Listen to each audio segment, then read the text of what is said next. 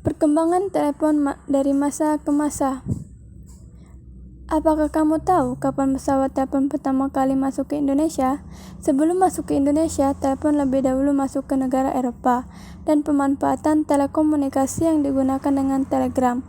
Di negara Indonesia, penggunaan telegram sebenarnya sudah ada sejak 23 Oktober 1855 oleh pemerintah Hindia Belanda. Di manakah telepon pertama kali dipamerkan? Telepon pertama kali dipamerkan di Centennial di Philadelphia pada tahun 1876. Pada tahun berapakah telepon ditemukan? Telepon ditemukan pada tahun 1876 oleh Alexander Graham Bell di Amerika Serikat. Siapakah penemu dan pencipta telepon pertama kali? Pada umumnya, penemu telepon lebih dikenal masyarakat adalah Alexander Graham Bell. Namun tidak banyak yang tahu menciptakan telepon adalah Antonio Meucci. Dua orang ini sangat berperan penting dalam sejarah telepon. Mengapa Antonio Meucci menciptakan telepon? Antonio Meucci menciptakan telepon karena ia sakit keras dan perekonomian sangat sulit.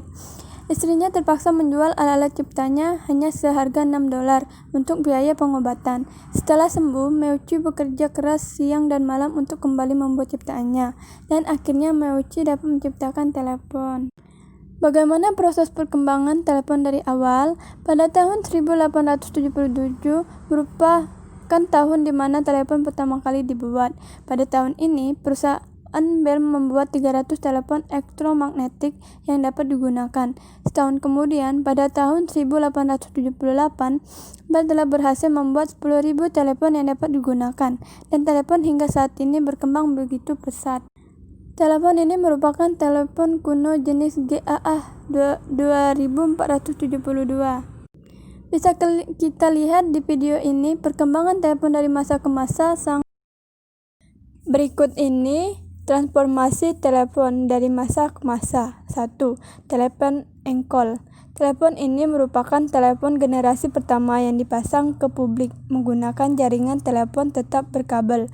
Telepon engkol mulanya tidak punya nomor putar, hanya tuas. Penggunanya harus memutar tuas untuk menyambungkan dengan sentral telepon. Sistem ini membutuhkan banyak tenaga kerja untuk menyambungkan telepon. Kebanyakan operatornya perempuan, pribumi maupun Belanda.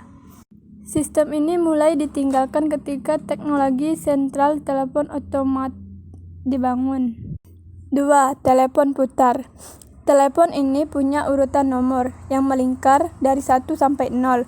Untuk menggunakannya, pengguna harus memasukkan jari ke lubang nomor lalu memutar nomor itu sampai mengenai batas putar dan berbunyi tik. Model telepon ini tidak dilengkapi dengan sistem radial, sehingga pengguna harus memutar nomor setiap kali akan menghubungi orang. Telepon bertombol mulai diperkenalkan ke publik sejak 1960-an. 3. Telepon bertombol. Tiap menekan tombol angka pada pesawat telepon, nada-nada tertentu akan berbunyi. Nada ini merupakan sinyal yang dikirim telepon ke sentral otomat. Disebut sistem dual tone multi-frekuensi (DT). Tiap nomor punya nada dengan frekuensi berbeda. Nada unik ini diterima sentral otomat yang langsung menyambungkan dengan nomor telepon tujuan.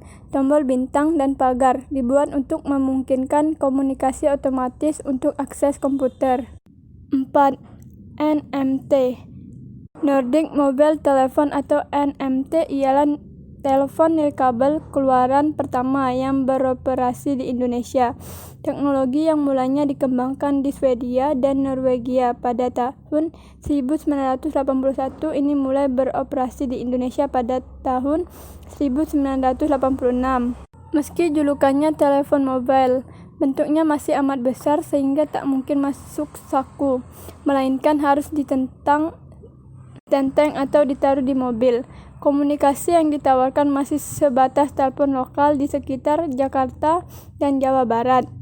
NMT juga belum bisa untuk mengirim pesan digital.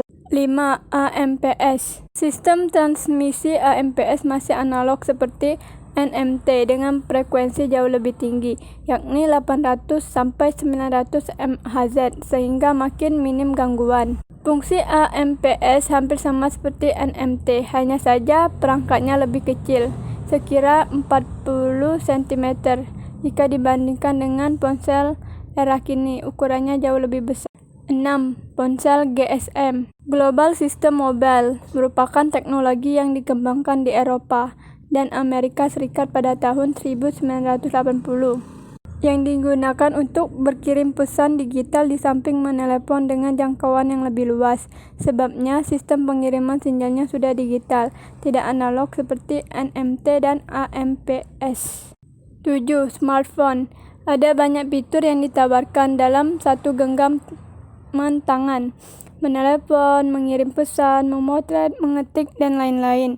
Hingga berselancar di internet. Itulah kenapa telepon genggam masih kini disebut ponsel pintar atau smartphone, lantaran kemampuannya sudah setara dengan komputer.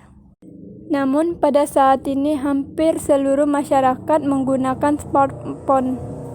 Sekian penjelasan perkembangan telepon dari saya. Terima kasih.